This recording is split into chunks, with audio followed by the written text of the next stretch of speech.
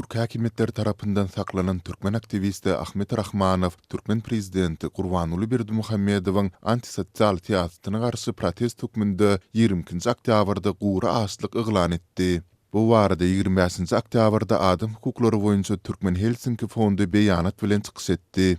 Men Türkmenistandaky we daşary ýurtlardaky türkmenistanlylaryň meselelerini halkara jemgyýetçiliginiň ünsüne çekmäge umyd edýärin diýip Rahmanov Türkmen Helsinki fondunyň çeşmetine aýtdy. Maglumaty görä Istanbulyň goloýundaky Tuzla deportasiýa merkezinde 47 ýaşly Rahmanowyň açlyk eglan eden ilkinji gününde oňa da başga da türkmenler goşulypdyrlar. Merkezde esasan möhleti geçen dokumentleri bilen bagly meseleleri boýunça ýüzlerçe Türkmenistanyny saklanýar. Maglumaty görä merkeziň ýol başçylary şu aýyň aýagyna çeline ähli saklananlaryň meselelerini çözmegi wada beripdirler. Mundan soň açlygy diňe Rahmanow dowam etdirip, ol eýýam tapyr 4-nji gün iýmitden ýüzürýär.